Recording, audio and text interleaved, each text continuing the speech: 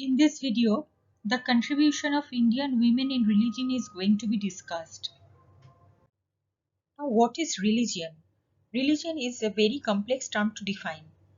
The English word religion can be translated in Sanskrit and other Indian languages as dharma. The dharma has been derived from Sanskrit root or verb three, which means to support, to sustain, and to uphold. That which upholds, sustain, and support the people of the world is none other than God, the creator of the universe. From other aspect, those which support, sustain, and uphold the people of the world, without which the world will just fall apart, are our sense of duties, righteousness, law, justice, code of conduct, etc.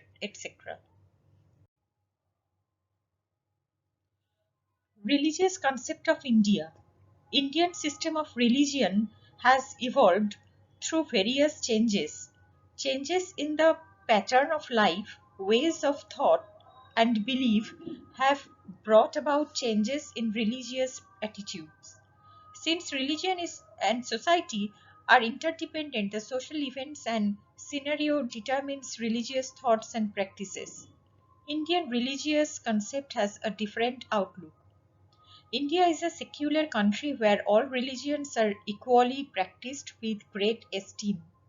Although the people of different religion practice the rituals, festivals, etc. with great splendor of their own, still the people of other religion feel pleasure to take part in the festivals of other religion. So some religious concept of those of thoughts have become common to the people of India. Women of India in the eyes of religion. In India, women are highly respected as mother in whichever religion the people belong to. They show their highest respect to their mother. Women of India also consider motherhood as the greatest part of their religion. Not only as a mother, the Indian women are extremely dedicated and empowered in all of the religious field mentioned before. It is very miserable for women, however, that all religious rules and regulations for them have become settled by men from the ancient period of time. Spiritual concept of India.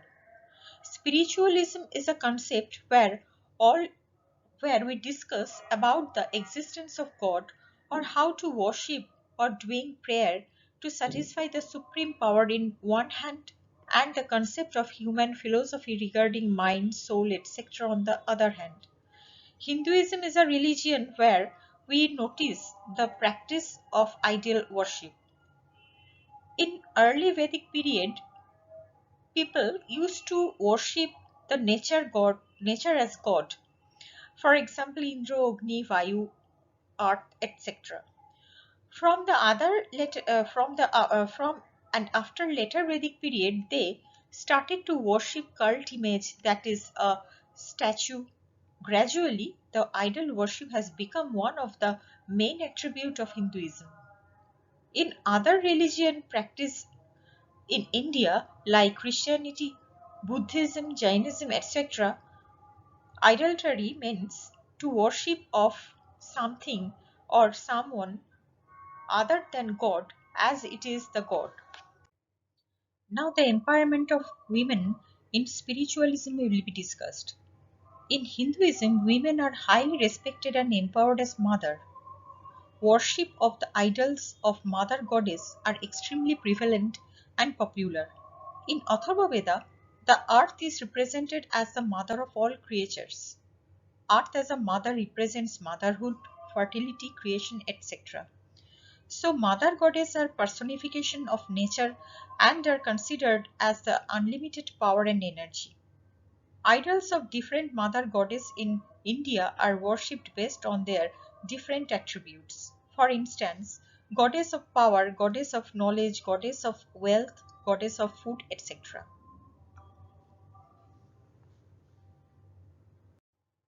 Here we can see the image of goddess Durga. Durga's Durga is the goddess of Parashakti, which means extreme power, who destroys the devils alone. The idol of goddess Durga has 10 hands riding on a lion and killing the demon. She is the warrior goddess who killed Mahishasur. Mahishasur is the demon came out from a buffalo's body, who was violent that he became most impossible to be destroyed by the other gods. But finally he was killed by goddess Durga. Now another mother goddess is goddess Kali. Kali is the another mother goddess of extreme power. By satisfying her, the devotee can acquire some supernatural power. There are lots of stories behind the concept of the origin of Kali. According to Devi Bhagavat Puran, we find her first appearance which was shown to Lord Shiva by his wife Sati. Sati is the previous birth of goddess Durga or Parvati. When Sati's husband, Lord Shiva, was unwilling to give her permission to go to her father's house as he knew that she might be humiliated by his father Daksha, who did not accept his daughter's marriage with Lord Shiva. But Sati was so adamant to go there that she became furious and thought that Shiva is treating her just like an ignorant lady and not as the mother of universe. Then she took a different form by which the whole atmosphere was filled with wonder and fear. Lord Shiva started to shake and tried to flee, but Durga multiplied herself into 10 different forms and guarded each of the 10 directions and did not allow Shiva to move. These 10 forms of goddess Durga have their 10 different stories and rules of worship. Kali is one form of these 10 forms whose idols is of dark complexion, has 4 hands, holding decapitated head of human and a sword in the upper and lower left hands and right hands displayed the gesture of fearlessness. Her hair is disheveled and her tongue lolls out of her mouth. She is nude, wearing only the garland of human heads. Kali might be felt as a destructive image of Mother Goddess. Mother Goddess are personification of nature. Nature creates and destroys as well. It is neither good nor bad. Our nature is always nude. She can never be covered up by any other clothes. So Kali is considered as Brahman, that is infinite or absolute, which can never be described as good or bad. This is the image of goddess Kali. These are the 10 forms of Durga. Now goddess Lakshmi, this is a picture of goddess Lakshmi, who is the goddess of wealth. This is the picture of goddess Saraswati, who is the goddess of knowledge. This is the picture of goddess Annapurna. Now, what is spiritualism? Philosophy of mind and soul. Beside the discussion of evidence existence of God, there is another concept of spiritualism which deals with the philosophy of mind and soul.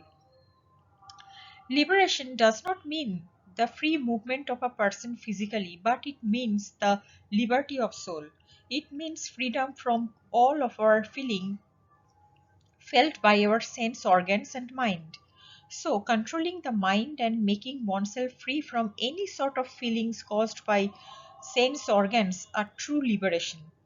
There are spiritual women who had lived only to realize the supreme idea of liberation. At the time of Rigvedic period, many seers to whom we ascribe the authorship of Vedic verses were women. We find the mention of more than 27 names of women seers who were Brahmavadin. Brahmavadin is a woman who possessed the knowledge of Brahma Vidya or the knowledge of infinity. Some mentions can be made of such spiritual women of Vedic ages are Bak Ambrini, Maitreyi, Gargi, etc. In Buddhist period, many women ascetics became eminent. Among them, the first name comes of Mahaprajapati Gautami, who was the first woman to seek ordination for women, and she was ordained by Buddha. In Buddhist period, many women ascetics became eminent. Among them, the first name come of Mahaprajapati Gautami, who was the first woman to seek ordination for women, and she was ordained by Buddha. The Pali text Therigatha attributes to her a few lines or gatha. Some other Buddhist nun who devoted their life to attain salvation are Kshema, the chief queen of King Bimbisar, Ambapali, the famous courtesan, Bhadda, Vishakha, etc. In medieval period, there were a number of women who dedicated their lives in seeking spiritual freedom. Mirabai, the queen of Mewar, who was a great devotee of Lord Krishna. Within her, we see the saga of the fight or for a married woman to lead her life on her choice and mysticism of its highest form as well. In 15th century AD, Vaishnava woman like Sachi Devi, the mother of Sri Chaitanya, Vishnu Priya, the wife of Sri Chaitanya, had the great thirst for spiritual knowledge. Coming down to 19th century AD, Sharoda Devi, the wife of Ramakrishna, was a great spiritual woman. All mentions of the spiritual women of all ages of India are just impossible as the thirst of women to know about the knowledge of supreme power is a never-ending story. Dedication and determination of women in performing duties, humanity and ethics. In Rigvedic age, Upanayan Sanskar was common for all people of upper three classes including women, but gradually it became limited to boys only. Women gradually lost her position in taking part of Vedic sacrifice and receiving education. Even the child marriage was introduced. There are some reasons behind the prohibition of women from receiving education or freedom. Firstly, Onuloma marriage, that is, a permission was granted to men to marry the women of lower caste. The Onuloma marriage system was the cause to prohibit the women in taking part in the Vedic rituals, for she did not receive any education or training of Vedic sacrifice for being the woman of the lower caste. From 5th century BC, the influence of Buddhism and Jainism changed the outlook of the people. As Brahmin society was too orthodox to include women and Sudras to take part in Vedic rituals, and the wife of lower caste of a man was not equally treated to the wife of upper class women had to tolerate the misery to share her husbands with co-wives. So they started to get attracted to Buddhism and Jainism as these religions were more liberal. So women started to become nun. In these circumstances, the ritual of Dharmashastras become more rigid for women.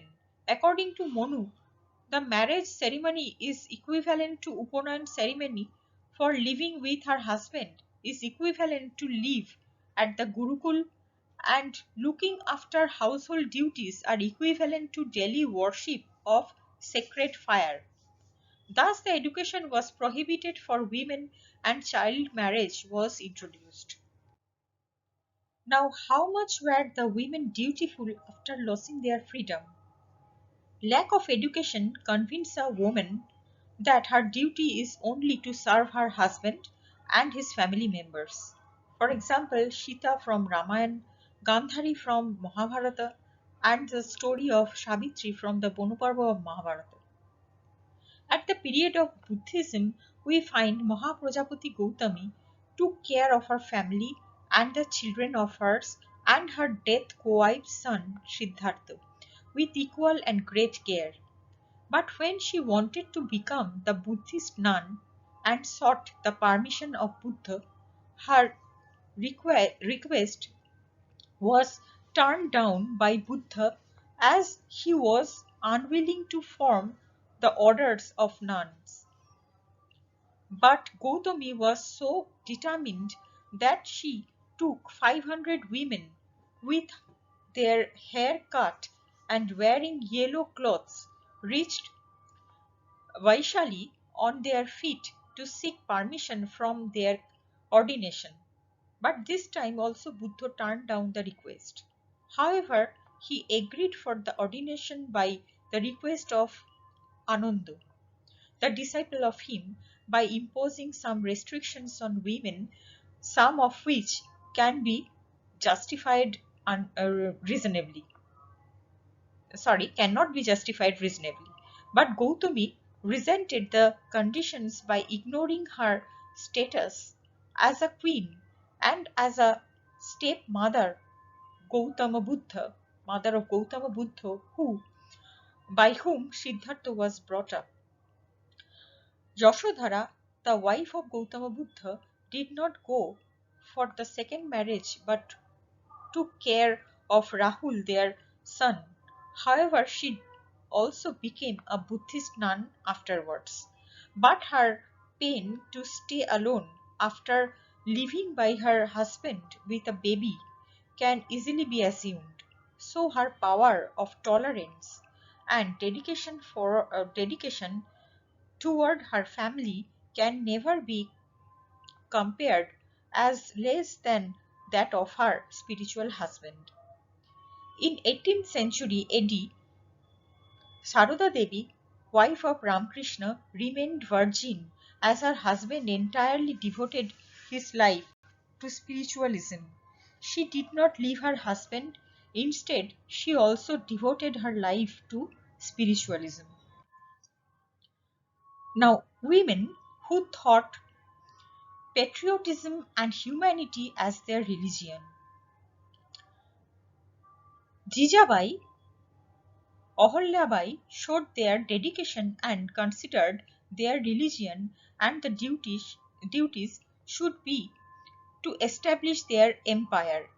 Queen of Jhansi, Matangini Hajra, and many other female freedom fighters lost their lives in the battle of fight against the British for independence of the country.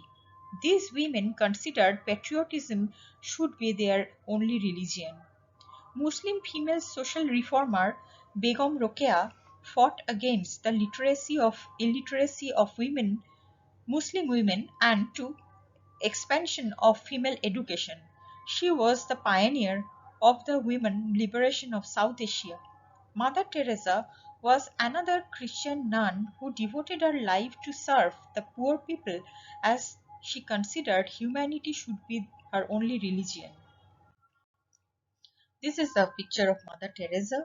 This is the picture of Jijabai, and this is Rokeya Begum. This is Rani Lakshmi. Now, in the conclusion, we can say, so far as the dedication and empowerment of women in religious field are concerned, no measurement or conclusion can be made regarding this topic. Women are so tolerant, determined, and dedicated, but unwilling to campaign about their contribution that they have always proved to be empowered. Mother goddess are sometimes the symbol of creation, fearlessness, prosperity, affection, but sometimes also symbolize the destruction. Not only in India but in the whole world, when a child is born, he or she first get acquaintance with her mother's loving face, her affection, her care, and even with her anger. The child does not have any concept of religion, God, or absoluteness. Mother is the ultimate truth to a child. According to a child, mother is the supreme power. Even after he or she gets adult, they cannot come out from the idea of mother's supremacy by any logic. Women's dedication or empowerment cannot be based on motherhood only, as it is a natural phenomenon. But whenever a woman performs her work, she considers it as a religion. Thank you.